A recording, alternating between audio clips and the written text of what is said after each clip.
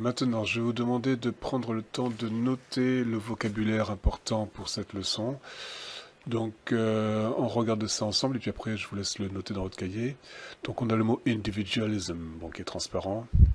Prononciation, attention, individualism. Bien sûr, le road trip, c'est quelque chose que l'on fait tout seul, dans sa voiture.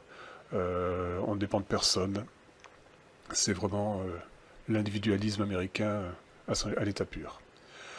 A journey, un équivalent pour journey, en anglais c'est trip, bien sûr c'est un voyage. Alors ici l'expression c'est road trip, je suppose que vous connaissiez déjà le mot, road trip, the American road trip, c'est vraiment le voyage en voiture que l'on fait tout seul. A motorway, c'est une autoroute, on peut dire a highway également. On a l'expression the mother road. The mother road, ben c'est la route 66, cette fameuse route 66 que les Américains appellent également Mother Road. Un verbe qui est très important ici, c'est to wander. To wander, c'est se déplacer, mais se déplacer sans but précis. C'est errer d'une ville à l'autre, d'un état à l'autre. To wander.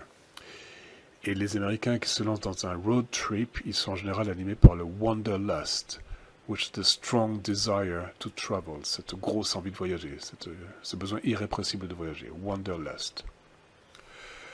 La route 66, on dit qu'elle est emblématique, c'est-à-dire qu'elle est iconique. Tout le monde la connaît.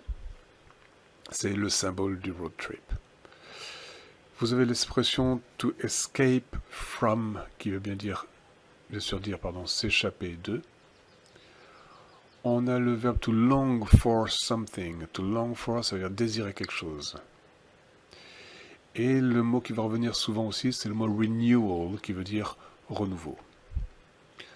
Voilà, je vous laisse donc le temps de recopier ce vocabulaire dans votre cahier. Vous mettez la vidéo sur pause et vous reprenez quand c'est terminé. Maintenant, nous allons jeter un coup d'œil à ce texte-là que vous avez dû télécharger. Je vais vous laisser lire cet article et l'idée, ce serait de relever les quelques mots qui définissent le road trip américain dans ce texte-là.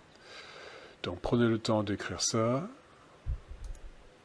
mettez la vidéo sur pause et on reprend après. Donc les mots qui définissent le rite américain, pour moi, ce sont le rite of passage. C'est pas juste un voyage, c'est un rite de passage. Ok, on nous dit bien dans la ligne 3. It's a lark, c'est une escapade, ok. C'est le mot qui le définit, c'est l'optimism. On parle d'optimisme quand on se lance là-dedans, c'est qu'on espère quelque chose. Et qu'est-ce qu'on espère? On espère du renewal. Voilà, donc ici, l'American road trip, il peut être défini par ces 4 mots-là. Maintenant, le sens de ce texte, the meaning of the text. An American road trip is. Alors à vous de cocher la bonne réponse. Est-ce que d'après ce que nous dit le texte, an American road trip is just about driving? Is it the start of a new life?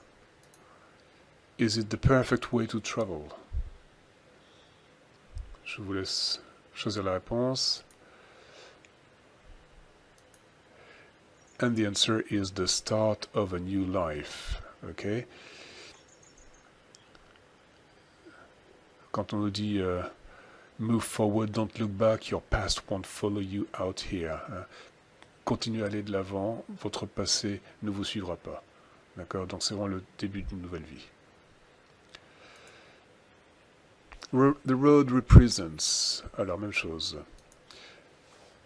Ici je vous propose 3 schémas. The road represents the start to the arrival from point A to point B, or more precisely from Chicago to Los Angeles, or from your past to your future.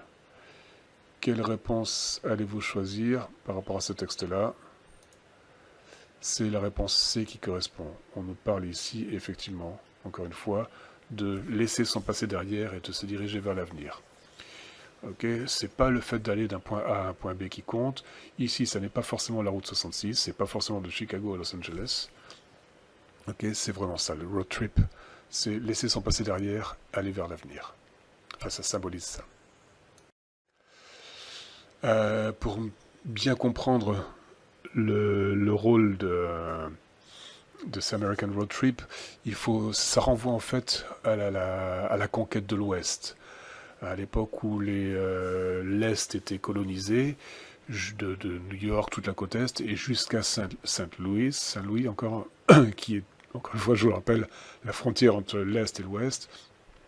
Et au moment de la conquête de l'Ouest, pardon, tous les pionniers partaient de Saint-Louis et ouvraient de nouvelles routes pour aller vers l'Oregon d'abord, à Portland, en prenant the Oregon Trail, et puis après en passant par ce qui va ressembler un peu à la Route 66, qui va aller jusqu'à Los Angeles en passant par Santa Fe, en passant par le Grand Canyon, et donc jusqu'à Los Angeles.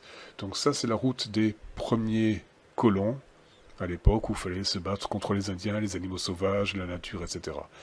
Et c'est exactement ce même trajet que prennent les gens maintenant quand ils prennent la route 66. Voilà, maintenant je vous laisse faire le test sur Moodle qui accompagne ce cours. Et on se retrouve la semaine prochaine.